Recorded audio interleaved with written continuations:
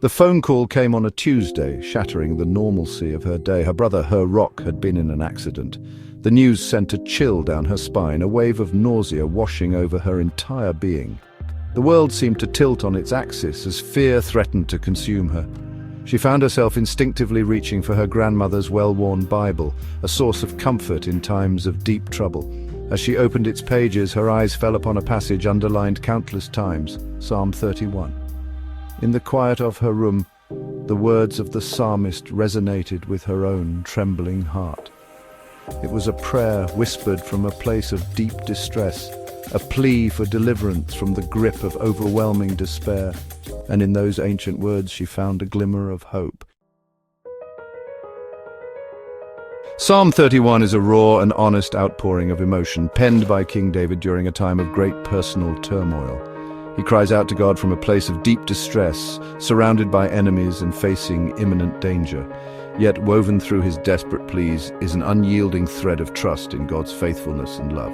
David's words are not mere poetry, they are the cries of a soul seeking refuge in the storm. He acknowledges his fear, his pain, and his vulnerability, but he doesn't stop there. He chooses to place his hope in the one who is higher than any earthly power, the one who hears the cries of the afflicted. For the woman grappling with the news of her brother's accident, David's words became a lifeline. They reminded her that she was not alone in her fear and uncertainty. Generations before her had faced their own trials, clinging to the promises of God. In you, O Lord, I have taken refuge. You are my sanctuary, my place of safety in times of trouble. Let me never be put to shame. Let your righteousness be my shield and my guide. Deliver me in your righteousness. Psalm 31, verse 1. These words echo through the ages, a timeless plea for divine intervention. David's declaration of trust in God is not a naive wish, it is a bold statement of faith. It is a proclamation of unwavering belief in the face of adversity. He recognizes the dangers surrounding him, the very real threats to his safety and well-being, the shadows that loom large, the enemies that seek to harm. Yet he chooses to place his hope not in his own strength or cunning, but in the protective embrace of God. He knows that true security comes from a higher power. This imagery of God as a refuge, a fortress, a strong tower resonates throughout the Psalms. It paints a picture of divine protection that is both powerful and comforting. It speaks to the deep human need for security, for a place of safety in a world often filled with uncertainty and pain. In these moments, we seek a shelter from the storm. The woman, her heart heavy with worry, clung to these words. They were a lifeline, a beacon of hope in her darkest hour. She may not have been able to control the circumstances surrounding her brother's accident, but she could choose where to place her trust. She could decide to lean on a power greater than herself. She could choose to find refuge in the one who promised to be her shield and her strength. In doing so, she found a peace that transcended her fears, a strength that carried her through. My times are in your hands. Deliver me from the hand of my enemies and from my persecutors. Psalm 31, verse 15. Surrendering control is never easy. It requires a deep sense of trust and a willingness to let go of our own plans and desires. We like to be in the driver's seat, charting our own course. The feeling of control gives us a sense of security and purpose, but life has a way of reminding us that we are not ultimately in control. Storms come, and the seas of our lives can become turbulent. Illness strikes, accidents happen, and our carefully laid plans crumble around us. These moments can leave us feeling helpless and vulnerable. David's words in verse 15 are a powerful reminder that even in the face of uncertainty, we can trust in the sovereignty of God. His wisdom and love are beyond our understanding. He holds our times in his hands. Every moment, every breath is under his care and guidance. This doesn't mean that life will always be easy or that we will be spared from hardship. Challenges and trials are part of the human experience, but it does mean that we can face the unknown with courage, knowing that we are not alone. We can release our fears and embrace the journey ahead. The woman facing an unknown future found comfort in the truth that her times were in God's hands. She discovered a peace that surpassed all understanding. She could surrender her fears, her anxieties, and her need for control to the one who loved her brother even more than she did. In that surrender, she found strength and hope. Section 5, Love that casts out fear. How abundant are the good things that you have stored up for those who fear you, that you bestow in the sight of all on those who take refuge in you. Psalm 31:19.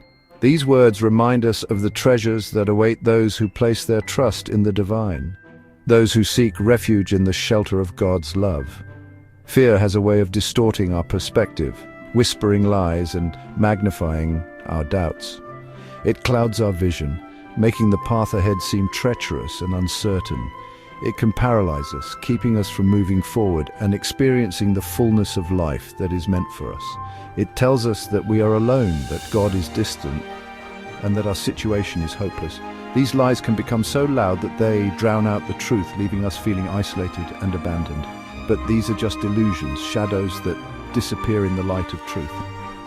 But perfect love, as the Apostle John reminds us, casts out fear. This love is not just a fleeting emotion, but a powerful force that can transform our hearts and minds. It is a love that reassures us, that holds us close and whispers, "You are safe, you are loved, you are mine." When we truly grasp the depth of God's love for us, our fears begin to lose their grip. We start to see the world through the lens of this love, and our anxieties fade away.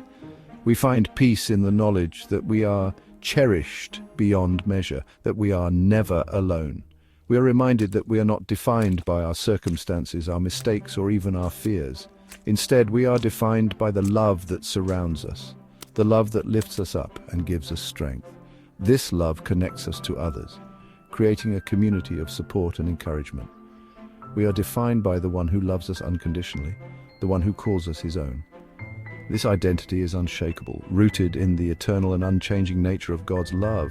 It is a foundation that cannot be moved, no matter what storms we face. In the midst of her worry, the woman recalled the many ways God had shown his love for her in the past. She remembered the moments of grace, the answered prayers, the unexpected blessings that had come her way. Each memory was a testament to his unwavering love and faithfulness. She remembered his faithfulness, his provision, his comfort in times of grief. These memories were like anchors, grounding her in the truth of God's love. They reminded her that she was never alone, that she was always held in the embrace of his care, and she chose to believe that he would be faithful again. With this belief, she found the courage to face her fears, knowing that she was supported by a love that would never fail her. This love gave her the strength to move forward, to embrace the future with hope and confidence. Section 6, the strength of resilience. Be strong and let your heart take courage, all you who wait for the Lord.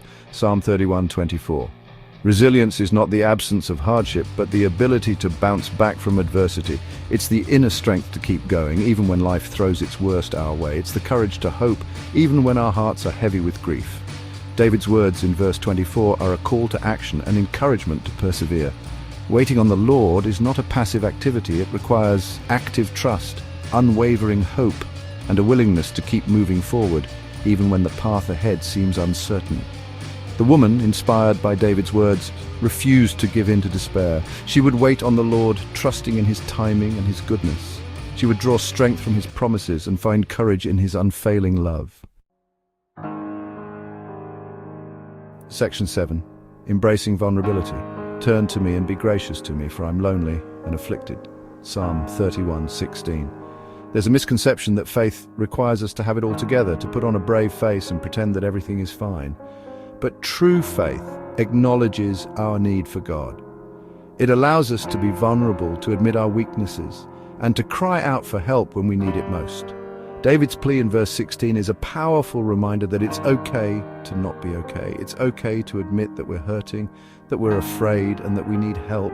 God doesn't expect us to be strong all the time. He wants us to come to him just as we are, brokenness and all. The woman, tears streaming down her face, poured out her heart to God. She didn't try to hide her fear or pretend to be strong. She came to him in her weakness, seeking his comfort and his peace. Section 8. Finding peace in the storm. You hide them in the secret place of your presence from the conspiracies of man. You keep them secretly in a shelter from the strife of tongues. Psalm 31:20. The world can be a noisy and chaotic place, filled with conflicting voices and relentless demands. It's easy to get caught up in the drama, the negativity, and the endless cycle of bad news. But God offers us a place of peace, a shelter from the storms of life. When we abide in his presence, when we immerse ourselves in his word and seek his face in prayer, we find a peace that transcends our circumstances. It's a peace that guards our hearts and minds, a peace that surpasses all understanding. The woman, overwhelmed by the chaos of the situation, sought refuge in God's presence. She turned off the news, silenced her phone, and spent time in prayer, finding solace in the quiet whispers of his love. Section 9. The Unwavering Promise. The Lord preserves the faithful, but the proud he pays back in full. Psalm 31:23. Throughout the Bible, God's faithfulness is a recurring theme. He is the God who keeps his promises, the God who never abandons his children, the God who works all things together for the good of those who love him. This promise of faithfulness is not a guarantee that life will be easy or that we will always understand God's ways. But it is an anchor for our souls, a reminder that we can trust in his goodness, even when we can't see the bigger picture. The woman, clinging to the promise of God's faithfulness, found hope amidst the uncertainty. She didn't have to understand everything. She simply had to trust in the one who held her future in his hands. Section 10. A journey of faith, upheld by grace. The journey of faith is not always easy. There will be mountains to climb, valleys to walk through, and storms to weather. But we don't have to face these challenges alone. We have a God who loves us, a God who hears our cries, and a God who promises to never leave us nor forsake us. Like the woman in our story, we can find strength in the Psalms, drawing comfort from the words of those who have gone before us.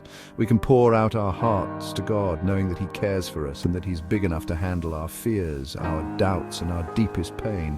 So let us walk forward with courage, knowing that we are not defined by our circumstances, but by the one who loves us beyond measure.